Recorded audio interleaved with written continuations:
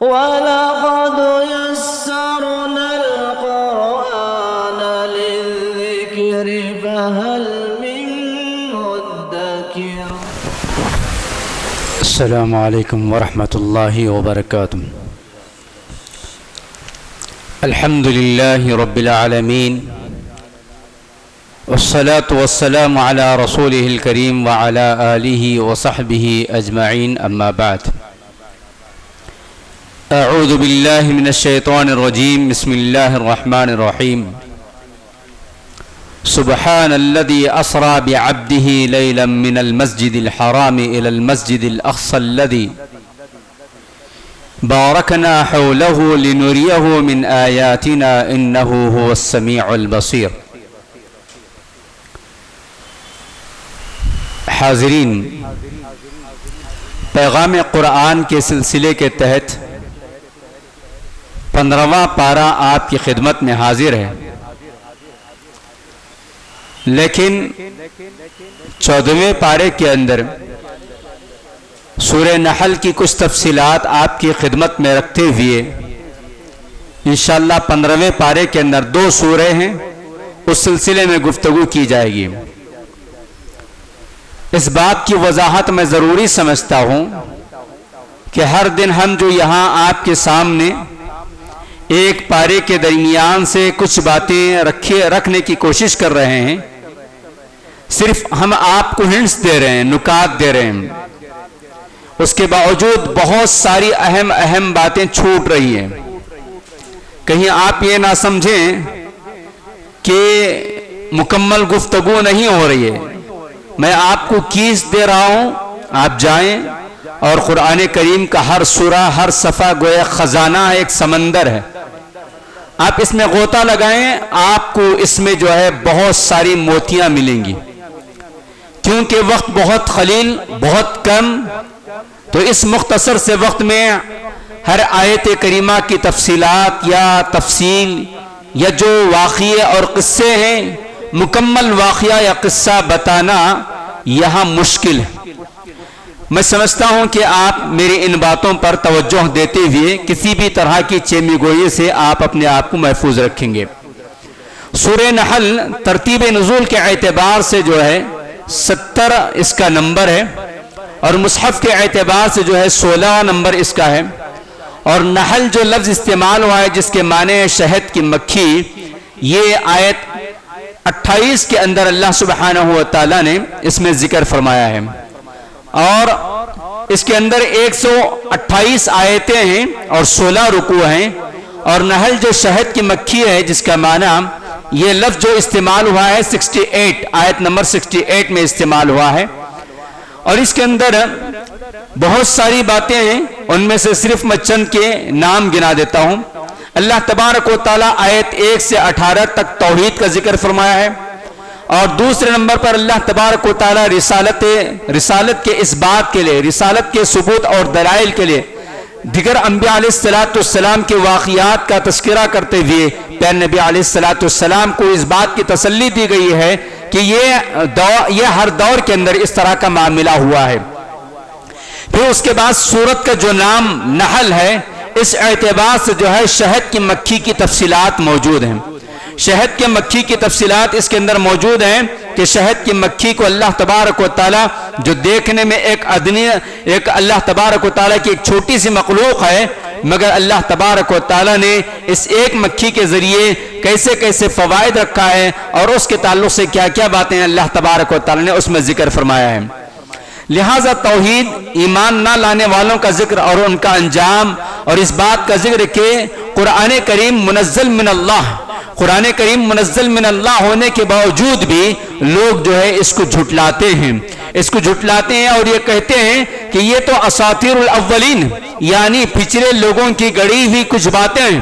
لیکن اس کے برعکس ایمان والے اس کتاب کے بارے میں کیا کہتے ہیں؟ اس کے بارے میں ایمان والے یہ کہتے ہیں ماذا انزل ربکم، تمہارے رب نے کیا چیز نازل کیا ہے؟ تو جواب میں ایمان والے کہتے ہیں قالوا خیرا، ایمان والوں کا جواب یہ ہوتا ہے کہ اللہ تبارک و تعالی نے جو کچھ نازل فرمایا وہ بہتر ہے اور بہت ہی خیر کی چیز ہے. تو یہ ایمان اور غیر ایمان والوں کے درمیان فرق ہے کہ وہ لوگ قرآن کا مذاق اڑاتے ہیں اور ایمان والے قرآن کے ہر بات کو خیر سے تعبیر کرتے ہوئے اس کو جو ہے اپنی عملی زندگی میں نافذ کرتے ہیں۔ رسالت کے تعلق سے اللہ تبارک و تعالیٰ نے اس بات کا بھی اعلان کر دیا آیت 42 کے اندر کہ نبوت جو ہے، رسالت، یہ صرف مردوں کو دی جاتی ہے، عورتوں میں کسی کو بھی اللہ تبارک و تعالیٰ نے نبی نہیں بنایا۔ یہ اور بات ہے کہ جھوٹے نبوت کے دعوے داروں میں خاتون کا بھی نام ہمیں ملتا ہے کہ اس نے نبی ہونے کا دعویٰ کیا تھا، لیکن اللہ سبحانہ و تعالیٰ سورہ نحل کی آیت 42 آیت 42 میں واضح طور پر فرما دیا کہ رسالت صرف اور صرف اللہ تعالیٰ مردوں ہی کو عطا کرتا ہے۔ اس سے بھی بہت ساری باتیں اخذ کی جا سکتی ہیں۔ عورت اور مرد کے درمیان اللہ تبارک و تعالیٰ نے جو فرق رکھا ہے، عورت اور مرد کے دونوں کی صلاحیتیں، دونوں کی خصوصیات، دونوں کا ٹیلنٹ، ان تمام چیزوں کی بھی وضاحت وہاں ہوتی ہے۔ پھر اس کے بعد شہد کے مکھی، اور پھر اسی طرح اللہ تبارک و تعالیٰ نے پیارے نبی علیہ السلام کو رسالت کے تعلق سے اس بات کا بھی ذکر فرمایا آیت 125 سے آیت 128 میں کہ لوگوں کو جو ہے اللہ تبارک و تعالیٰ کی طرف واعظ اور نصیحت کے ذریعے بلائے، بہترین اور اچھے اخلاق کے ذریعے بلائے، اچھے انداز میں بلائے، بلانے کا انداز بڑا بھلا ہو اور گفتگو کا انداز بڑا نرم ہو، اور اللہ تبارک و تعالیٰ کی دعوت دینے کے اصول گویا اس میں اس آیت کریمہ کے اندر بتائے گئے، اور میدان دعوت میں پیش آنے والے مصائب پر صبر کرنے کی تعلیم دی گئی رسول اللہ صلی اللہ علیہ وسلم کو، اور جو تعلیم رسول اللہ صلی اللہ علیہ وسلم کو میدان دعوت میں دی گئی ہے وہی تعلیم بحیثیت داعی ہمیں اور آپ کو بھی دی گئی ہے کہ ہم بھی جب بھی دعوت کا کام کریں تو موعظہ حسنہ کے ذریعے کا دعوت کا کام کریں، اور اللہ تبارک و تعالی نے جس انداز سے ہمیں دعوت کا فریضہ انجام دینے کے لیے کہا ہے اس انداز کو ہمیں اپنانا چاہیے، اور اس میدان میں جب بھی کوئی مصیبت آئے گی تو صبر سے جو ہے کام لینا پڑے گا۔ پھر اس کے بعد شہد کے مکھی کا ذکر میں آپ کے سامنے کر رہا تھا، آیت 68 آیت 68 سے 69 تک اللہ تبارک و تعالی نے شہد کی مکھی کا تذکرہ فرمایا۔ دیکھیے ایک چھوٹی سی مخلوق ہے، ایک چھوٹی سی مخلوق ہے، اگر آج کی گفتگو یا پھر کل کی بھی گفتگو صرف لفظ شہد کی جو مکھی ہے، نحل ہے، اس شہد کیسے کیسے پالتی ہے، اس کے پالنے کا طریقہ کیا ہوتا ہے، کیسے کیسے اس شہد کو پھر جو ہے زمین پر چھوڑتی ہے، پھر اس کے کیا کیا فائدے ہیں، کیسے وہ پھلوں کا جوس چوستی ہے، پھلوں کا رس چوستی ہے، اور کون سے پھلوں پر کون سے درختوں پر پھولوں پر بیٹھتی ہے، اگر صرف اس کی تفصیلات بھی سناؤ تو شاید آج اور کل کا ٹائم نکل جائے گا۔ لیکن اللہ تبارک و تعالیٰ کی ایک چھوٹی سی مخلوق اللہ تبارک و تعالیٰ نے اس کے ذریعے کس قدر فائدے کی چیز پیدا فرمایا ہے کہ اس کے ذریعے جو ہے اللہ تبارک و تعالیٰ نے اس کو حکم دیا کہ مختلف پھلوں کے، مختلف پہاڑوں کے درختوں پر، مختلف درختوں کے پھولوں کا جو رس جو ہے وہ چوس لے اور اپنے پیٹ کے اندر رکھے، اور بعد میں اس کو شہد کی شکل میں باہر نکالے، اور پھر جو ہے وہی شہد انسانوں کے لیے شفا ہے، انسانوں کے لیے شفا ہے، وہی شہد انسانوں کی بیماری میں کام آتا ہے۔ آج کی میڈیکل کی دنیا اور پیارے نبی علیہ السلام کے فرامین اور قرآن کریم کے احکامات ہمیں اس بات پر دلالت کرتے ہیں کہ شہد جو ہے حقیقت میں اللہ سبحانہ و تعالیٰ کی ایک بہت بڑی نعمت ہے، اور اس نعمت کے ذریعے آج ہزاروں بیماروں کو جو ہے شفا یابی ملتی ہے۔ اللہ تبارک و تعالیٰ نے اس میں شفا رکھا ہے۔ پھر اس کے بعد جو ہے اللہ تبارک و تعالیٰ آیت 36 کے اندر تمام انبیاء علیہ السلام اور رسولوں کے بھیجنے کا مقصد بتایا، وَلَقَدْ بَعَثْنَا فِي كُلِّ أُمَّةٍ رَسُولًا أَنِ اعْبُدُوا اللَّهَ وَاجْتَنِبُوا الطَّاغُوتَ۔ آیت 36 کے اندر اللہ تبارک و تعالیٰ نے تمام نبیوں کے بعثت کا مقصد بتایا کہ تمام رسول آ کر اس بات کی دعوت دیتے رہے کہ اللہ تعالیٰ کی بندگی کریں اور معبودان باطلہ کی پرستی سے معبودان باطلہ کی پرستش کو چھوڑ دے۔ آیت 51 میں اللہ تبارک و تعالیٰ نے فرمایا وقال اللہ لا تتخذوا الہ اثنین، کہ اللہ تبارک و تعالیٰ نے لوگوں کو حکم دیا کہ لوگوں تم ایک اللہ کو چھوڑ کر جو ہے دو خدا مت بناؤ، دو خدا مت بناؤ۔ اللہ تبارک و تعالیٰ نے انہیں منع فرما دیا، لیکن اللہ نے آگے فرمایا اس لیے کہ انما ہوا الہ واحد فَإِيَّايَ فَارْهَبُونَ، اس لیے کہ اللہ تبارک و تعالیٰ اکیلا ہے اور تم کہاں بھاگے جا رہے ہو. تو یہ دو خدا بنانے کا معاملہ مختلف قوموں کے اندر پایا جاتا ہے. خصوصیت کے ساتھ مجوسیوں کے پاس جو ہے خدا کا تصور جو ہے دو خدا پائے جاتے ہیں, ایک بھلائی کا اور ایک برائی کا. اور اسی طرح بہت ساری قومیں اور ہمارے اس ہندوستان کی جتنی قومیں پائی جاتی ہیں جو ایک ہی لفظ کے اندر پروئے گئے ہوئے ہیں, جبکہ یہ الگ الگ قومیں ہیں. ان کے پاس ہر چیز کا ایک الگ الگ خدا ہے. پانی کا الگ ہے, نفع کا الگ ہے, نقصان کا الگ ہے, پیسے کا الگ ہے, تعلیم کا الگ ہے. گویا کوئی ایسا معاملہ نہیں ہے. جتنے نفع کی چیزیں ہیں ان سب کے الگ الگ خدا بنا کر رکھیں. جتنے نقصان کی چیزیں دنیا میں ان کے لیے ہیں ان تمام کے خدا الگ الگ بنا کے رکھے ہیں. جبکہ اللہ تبارک و تعالی نے فرمایا انما هو الہ واحد, یہ تمام کے تمام باطل ہے, یہ تمام کے تمام جو خدا تم بنا کر رکھے ہو یہ باطل ہے, یہ مخلوق ہے, یہ خدا کا درجہ پا نہیں سکتے ہیں. تو اللہ نے فرمایا کہ تم کہاں بھاگے جا رہے ہو. لہٰذا ہم سب کو جو ہے توحید کو مضبوط پکڑنا چاہیے اور توحید کی دعوت دیتے رہنا چاہیے. اور پھر اللہ تبارک و تعالی نے جانوروں کا ذکر کرتے ہوئے فرمایا. اللہ تبارک و تعالیٰ کی کیسی کیسی نشانیاں ہیں. آیت 66 کے اندر 66 کے اندر اللہ تبارک و تعالیٰ نے فرمایا وَإِنَّ لَكُمْ فِي الْأَنْعَامِ لَعِبْرَةً, کہ جانوروں کے اندر چوپایوں کے اندر بھی تمہارے لیے عبرت ہے, تمہارے لیے عبرت ہے. ان میں سے ایک کی مثال اللہ تبارک و تعالیٰ نے دیتے ہوئے فرمایا نُسْقِيكُم مِّمَّا فِي بُطُونِهِم مِّن بَيْنِ فَرَثٍ وَدَمٍ لَبَنٍ خَالِصٍ, کہ اللہ تبارک و تعالیٰ جو ہے تمہیں دودھ پلاتا ہے, تمہیں ان جانوروں کے ذریعے دودھ پلاتا ہے, دودھ مہیا کرتا ہے. اور وہ دودھ کیسے نکلتا ہے؟ گندگی اور خون کے درمیان سے نکلتا ہے, مگر وہ دودھ اس قدر خالص دودھ ہوتا ہے کہ نہ اس کے اندر گندگی مل کر آتی ہے نہ اس کے اندر خون کا کوئی خطرہ مل کر آتا ہے. کبھی ایسا واقعہ اللہ تبارک و تعالیٰ کی اس مخلوق کے ذریعے دیکھنے کو نہیں ملا کہ اللہ تبارک و تعالیٰ اپنے چوپاوں کے ذریعے اپنی اس مخلوق کے ذریعے ہمیں دودھ دیتا ہے. بھینس کے ذریعے, گائے کے ذریعے, بکری کے ذریعے, اونٹنی کے ذریعے, مختلف جو حلال جانور ہیں جن سے ہمیں دودھ ملتا ہے. اللہ نے فرمایا کہ تمہارے لیے ان جانوروں کے اندر بھی عبرت ہے کہ اللہ تعالیٰ کی قدرت ایسی ہے کہ گندگی بھی ایک جانب ہے, خون بھی ایک جانب ہے, فرسن گوبر بھی ہے اور ودمن اور جو ہے خون بھی ہے, ان دونوں کے درمیان سے خالص دودھ تمہیں عطا کرتا ہے. لہٰذا اللہ تبارک و تعالیٰ کی کن کن نعمتوں کو ہم جھٹلا سکتے ہیں؟ اللہ نے فرمایا وَإِن تَعُدُّوا نِعْمَةَ اللَّهِ لَا تُحْصُوهَا, کہ تم اگر اللہ تعالیٰ کی نعمتوں کو گننا چاہو تو گن نہیں سکتے ہیں. تو خالص دودھ اللہ تبارک و تعالیٰ ان جانوروں کے ذریعے ہمیں اور آپ کو دیا.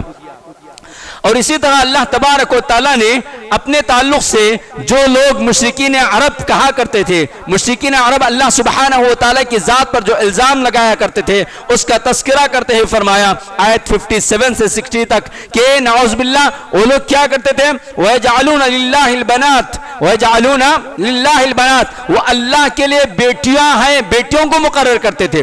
سبحانہ, اللہ تعالیٰ ان تمام چیزوں سے پاک ہے. لم یلد ولم یولد اس کی صفت ہے. اللہ تبارک و تعالیٰ کے لیے بیٹیاں بناتے ہو اور خود اپنے لیے بیٹیاں پسند نہیں کرتے ہیں. اللہ نے اس کے بعد فرمایا وَإِذَا بُشِّرَ أَحَدُهُمْ بِالْأُنْثَىٰ ظَلَّ وَجْهُهُ مُسْوَدًّا وَهُوَ كَظِيمٌ, کہ کیسی تمہاری تقسیم ہے, کیسی تمہاری بھونڈی تقسیم ہے. جو چیز تمہیں پسند نہیں ہے, جس چیز کی خوشخبری سنائی جاتی ہے تو تمہارے چہروں پر جو ہے غم چھایا جاتا ہے, تمہارے چہرے چھوٹے ہو جاتے ہیں, تمہارے چہرے مرجھائے جاتے ہیں. تم غیرت اور شرمندگی کی وجہ سے جو ہے اپنی اولاد کو اپنے ہاتھوں سے زندہ درگور کرتے ہو اور وہ چیز اللہ تعالیٰ کے لیے نسبت جوڑ رہے ہو, جبکہ سبحانہ ہو, جبکہ اللہ تبارک و تعالیٰ پاکیزہ ہے اور اللہ تبارک و تعالیٰ کی نہ کوئی اولاد ہے نہ اللہ تبارک و تعالیٰ کسی کی اولاد ہے. لہٰذا اس دور کے اندر زمانے جاہلیت میں جب بھی لڑکی کی خوشخبری سنائی جاتی تھی, یہ لڑکی کی پیدائش ہوتی تھی, تو وہ لوگ جو ہے اپنے عار کی وجہ سے, اپنی غیرت کی وجہ سے, یہ شرمندگی کی وجہ سے جو ہے وہ اس دور میں اپنی لڑکیوں کو اپنے ہی ہاتھوں سے زندہ درگور کیا کرتے تھے. اس سلسلے میں پیارے نبی علیہ السلام کے سامنے وہ صحابی کا واقعہ آپ نے بارہا سنا ہوگا جو آپ علیہ السلام کی خدمت میں حاضر ہو کر انہوں نے سنایا تھا اور آپ علیہ السلام زار و قطار رونا شروع کیے تھے. وہ واقعہ آپ کے دل و دماغ میں ہوگا. آپ نے فرمایا تھا کہ آئندہ جو ہے اس طرح کے واقعات سننے کی میرے پاس طاقت اور سکت نہیں ہے. لہٰذا آج کے اس زمانے، آج کے اس ترقی یافتہ دور میں بھی اس طرح کے جو واقعات پیش آ رہے ہیں کہ جہاں بجا جب بھی لڑکی پیدا ہو جاتی ہے تو گویا اس بات کا الزام عورت پر لگایا جاتا ہے کہ گویا اسی کی ذمہ داری تھی. نعوذ باللہ آج کا یہ مسلمان طبقہ جو بظاہر نماز بھی پڑھتا ہے، بظاہر روزہ بھی رکھتا ہے، بظاہر بڑے متشرع بھی نظر آتا ہے، لیکن گھروں کے اندر جب لڑکیاں پیدا ہوتی ہیں تو اپنی بہو کو، اپنی بیوی کو الزام لگا دیتے ہیں کہ گویا یہ جو ہے چاہتے ہوئے یا پھر انہی کے ہاتھ میں، جبکہ اللہ تبارک و تعالی نے واضح طور پر بیان فرما دیا کہ اللہ تعالیٰ جس کو چاہتا ہے لڑکے دیتا ہے اور جس کو چاہتا ہے لڑکیاں دیتا ہے اور جس کو چاہتا ہے دونوں ملا کر دیتا ہے اور جس کو چاہتا ہے بانجھ بنا دیتا ہے. لیکن اللہ تعالیٰ کسی بھی انسان کو اس بات کی طاقت اور قدرت نہیں دے رکھا ہے کہ اس کے پیٹ میں کیا چیز پلنے والی ہے، اس کے پیٹ میں کیا چیز پلنے والی ہے. وہ اللہ تبارک و تعالیٰ جن چیزوں کا علم رکھتا ہے ان میں سے ایک علم یہ بھی ہے کہ ماں کے پیٹ میں پلنے والی کیا چیز ہے، اس کا علم بھی اللہ تبارک و تعالیٰ کے علاوہ کسی کو نہیں ہے. لہٰذا ایسا نہیں ہونا چاہیے کہ ہم اپنی بیویوں کو، اپنی بیٹیوں کو یا اپنی بہوؤں کو مورد الزام نہ ٹھہرائیں. ان کا کوئی قصور نہیں. اللہ تبارک و تعالیٰ کی رحمت ہوتی ہیں بیٹیاں. پیارے نبی علیہ الصلوۃ والسلام نے ان بیٹیوں کا بڑا اونچا مقام بتایا. پیارے نبی علیہ الصلوۃ والسلام نے ان بیٹیوں کی بڑی فضیلت بتائی ہے. آپ احادیث رسول اٹھا کر دیکھ لیجئے، کہیں بھی بیٹے کی فضیلت نہیں ملے گی، کہیں بھی بیٹے کا مقام نہیں ملے گا. البتہ آپ کو بیٹیوں کا مقام ملے گا، کبھی بیٹی کے ناحیے سے، کبھی بیوی کی حیثیت سے، کبھی بہن کی حیثیت سے اور کبھی ماں کی حیثیت سے. یہ صنف نازک عورت کا بڑا اونچا مقام آپ علیہ الصلوۃ والسلام نے بتایا. آپ کے لیے اور ہمارے لیے کس قدر بڑی خوش نصیبی کی بات ہے کہ آپ علیہ الصلوۃ والسلام نے فرمایا کہ جس کے 3 بیٹیاں ہوں اور اس نے اپنی تینوں بیٹیوں کی تعلیم و تربیت اچھے انداز میں کر لی، اس کے لیے وہ تینوں بیٹیاں جہنم کا آڑ بن جائیں گی، جنت میں داخلے کا ذریعہ بن جائیں گی. صحابہ نے پوچھا جس کے 2 بیٹیاں ہو یا جس کے 1 بیٹی ہو؟ آپ نے فرمایا کہ اگر وہ بندہ اپنے ان دونوں بیٹیوں کا یا پھر 1 بیٹی کی بھی تعلیم و تربیت کا صحیح انداز میں انتظام کرتا ہے اور اچھی جگہ نکاح کر کے دیتا ہے تو یہ بیٹیاں ہمارے لیے جنت کا ذریعہ ہیں، یہ بیٹیاں ہمارے لیے جہنم سے آڑ کا ذریعہ ہیں. اور حقیقت میں یہی بیٹیاں ہمارے لیے خیر و برکت کا ذریعہ ہیں. ہمیں اور آپ کو چاہیے کہ اپنے گھروں سے اور ہماری اپنی سوسائٹیوں سے، اپنے خاندانوں سے اس بات کے دل و دماغ سے اس تصور کو مٹانا چاہیے کہ بیٹیاں آنے سے نحوست آتی ہیں، نہیں بلکہ بیٹیاں آنے سے برکت آتی ہیں. ہمیں اور آپ کو اس بات کو اپنانا چاہیے. پھر اس کے بعد آیت 90 میں اللہ سبحانہ و تعالیٰ نے ایک جامع آیت نازل فرمائی ہے سورہ کے اندر، جو ہمیشہ آپ خطبہ ثانیہ کے موقع پر جو ہے ہر جمعہ میں آپ خطبہ ثانیہ کے اندر اس آیت کو سنتے ہیں. اللہ نے اس آیت کریمہ میں 3-4 باتوں کا حکم دیا ہے. وہ یہ کہ ان اللہ یأمرکم بالعدل اللہ تبارک و تعالی نے اللہ تبارک و تعالی نے ہمیں اور آپ کو اس بات کا حکم دیا ہے کہ ہم عدل اور انصاف کے ساتھ کام کریں اور عبادات کو اللہ کے لیے خالص کرے اور معاملات کے اندر جو ہے عدل و انصاف کے دامن کو نہ چھوڑے. اور پھر اللہ تبارک و تعالی نے قرابت داروں کے ساتھ اچھا سلوک کرنے کا حکم دیا ہے. اللہ تبارک و تعالی نے گویا یہاں حقوق اللہ کے ساتھ حقوق العباد کا بھی تذکرہ فرمایا اور یہ آیت کریمہ گویا جامع آیت کہلاتی ہے. ہمیں اس آیت کریمہ پر عمل کرنا چاہیے اور ظلم اور زیادتیوں سے روکنے کا حکم دیا گیا ہے اور اللہ تبارک و تعالیٰ کا ذکر کثرت سے کرنے کا ہمیں اور آپ کو اس آیت کریمہ کے اندر حکم دیا گیا ہے. آیت 20 سے آیت 23 تک حضرت ابراہیم علیہ السلام کی تعریف کی گئی ہے کہ وہ خالص توحید کو اپنانے والے تھے. پھر اس کے بعد اللہ تبارک و تعالیٰ نے سورہ نحل کے اندر اور بھی بہت ساری باتیں بتائی ہیں. اللہ تبارک و تعالیٰ کے لیے کسی بھی قسم کی کوئی مثال نہیں دینا چاہیے مگر آج دنیا کے اندر یہ وسیلہ مانگنے والے، یہ توسل کے ذریعے دعاؤں کی قبولیت کے عقیدہ رکھنے والے یہی مثال دیتے ہیں کہ دیکھو ایک ایم پی کے پاس جانا ہے، ایک ایم ایل اے کے پاس جانا ہے، ایک منسٹر کے پاس جانا ہے. نعوذ باللہ اللہ تبارک و تعالیٰ کی ذات جو ہے لم یلد ولم یولد ولم یکن لہ کفوا احد، اس جیسی کوئی ذات نہیں ہے. لیس کمثلہ شیء، تو اللہ تعالیٰ کی ذات کے ساتھ ایسی بدتر اور غلیظ ترین مثالیں دینا، ایگزامپلز دینا کہ کہ ان کے پاس جانے کے لیے پہلے سڑی چڑھنا چاہیے، پھر پہلے پی اے کو پکڑنا چاہیے، ان کے سیکرٹری کو پکڑنا چاہیے، وہاں تک جانا چاہیے، نہیں۔ اللہ تبارک و تعالیٰ ڈائریکٹ ہماری اور آپ کی دعاؤں کو سننے والا ہے۔ اللہ تبارک و تعالیٰ نے فرمایا وَإِذَا سَأَلَكَ عِبَادِي عَنِّي فَإِنِّي قَرِيبٌ أُجِيبُ دَعْوَةَ الدَّاعِ أُجِيبُ دَعْوَةَ الدَّاعِ۔ ہم یہاں بیٹھ کر پکارے، اللہ تبارک و تعالیٰ ہمیں جواب دینے کے لیے تیار ہیں۔ خدا اللہ تبارک و تعالیٰ کی عظمت تو ایسی ہے کہ پہاڑ پر چلنے والی چونٹی کی آواز جب سن سکتا ہے، اور شیطان جیسے نافرمان کی دعا کو اللہ تبارک و تعالیٰ قبول کر سکتا ہے، تو ہم جیسے مومنین اور ہم جیسے مسلمان کی کیا دعا اللہ تبارک و تعالیٰ قبول نہیں فرمائے گا؟ اللہ تبارک و تعالیٰ قبول فرمائے گا۔ اس کی بھی بہت ساری تفصیلات ہمارے پاس اور بھی موجود ہیں۔ آیت 78 کے اندر اللہ تبارک و تعالیٰ نے اس بات کا اعلان فرمایا واللہ اخرجکم من بطون امہاتکم لا تعلمون شیئا۔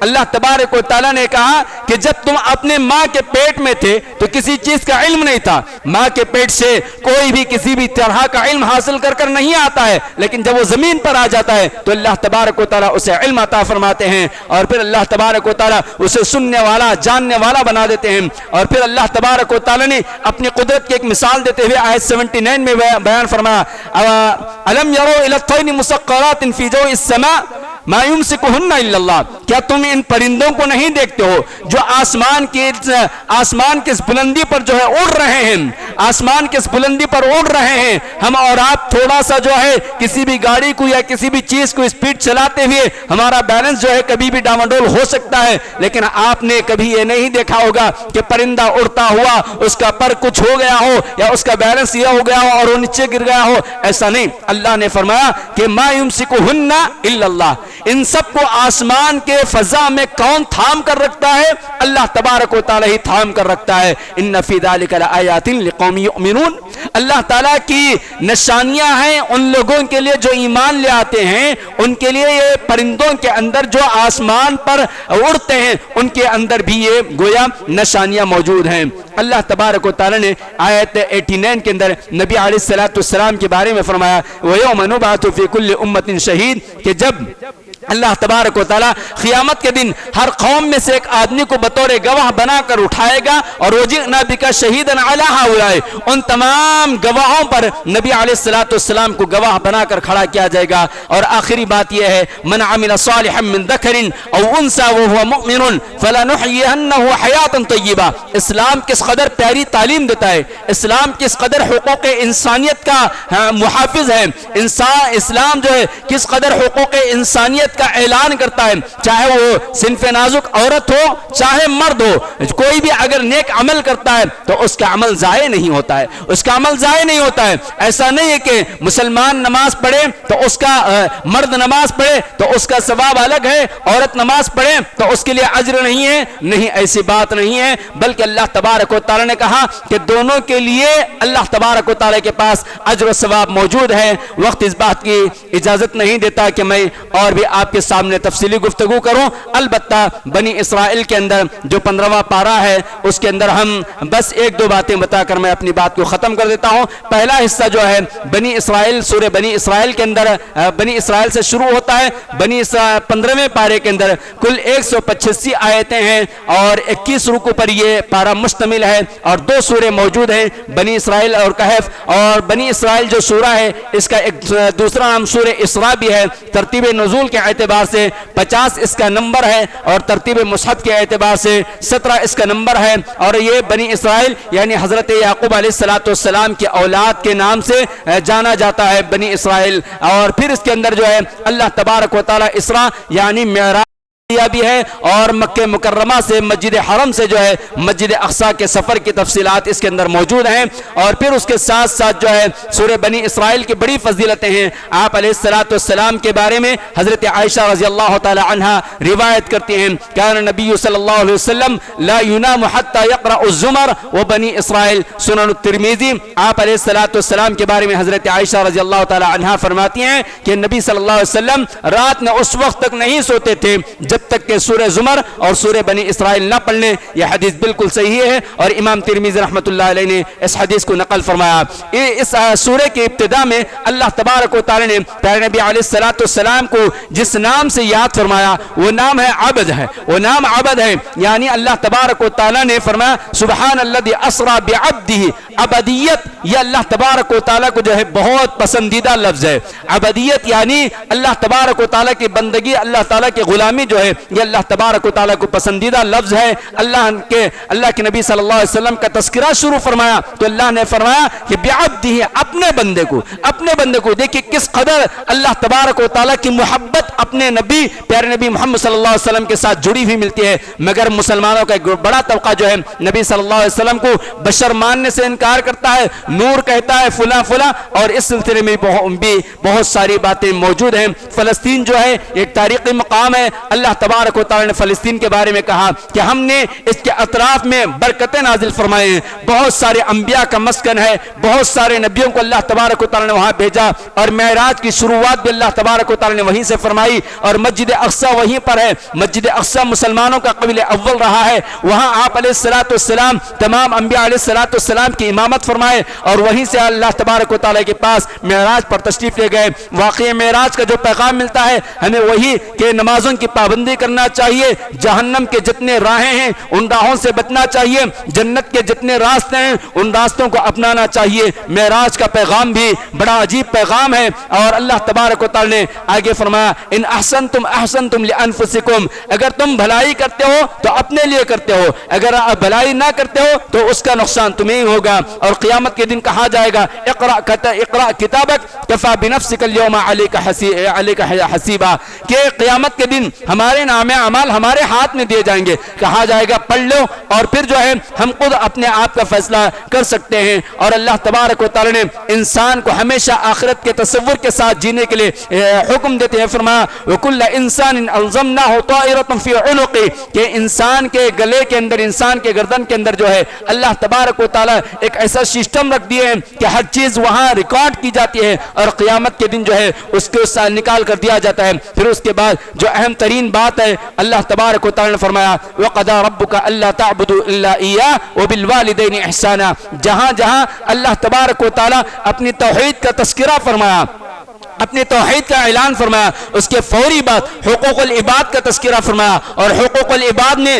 سب سے اونچا جو مقام ہے وہ والدین کا مقام ہے۔ والدین کے تعلق سے اللہ تبارک و تعالی آیت 23 سے 24 تک بڑی تفصیلی گفتگو اللہ تبارک و تعالی نے ان دو بڑی آیتوں میں بیان فرمایا وَقَضَىٰ رَبُّكَ أَلَّا تَعْبُدُوا إِلَّا إِيَّاهُ وَبِالْوَالِدَيْنِ إِحْسَانًا إِمَّا يَبْلُغَنَّ عِندَكَ الْكِبَرَ أَحَدُهُمَا أَوْ كِلَاهُمَا فَلَا تَقُل لَّهُمَا أُفٍّ وَلَا تَنْهَرْهُمَا وَقُل لَّهُمَا قَوْلًا كَرِيمًا وَاخْفِضْ لَهُمَا جناح الذل من الرحمہ، کہ اللہ تبارک و تعالی نے فرمایا کہ تم اپنے والدین کے ساتھ اچھا سلوک کرو، خاص طور پر دو میں سے ایک بڑھاپے کی عمر کو پہنچ جائے ان کے ساتھ اور اچھا سلوک کرنا چاہیے، اور ان کے سامنے اف تک نہیں کہنا چاہیے، بڑے نرم انداز میں گفتگو کرنا چاہیے، ان کو جھنکنا نہیں چاہیے، ان کو گالی گلوچ نہیں کرنا چاہیے، ان کے سامنے اونچی آواز سے گفتگو نہیں کرنا چاہیے، بلکہ اللہ نے جو مثال دی، جو تشبیہ دی وہ یہ کہ ان کے لیے تم اپنے بازوں کو کھول دو، جس طرح ایک مرغی کو آپ نے دیکھا ہوگا اپنے بچوں کو اپنے پروں میں چھپا لیتی ہے جب بھی کوئی خطرہ آتا ہے، تو اسی طرح بچپن میں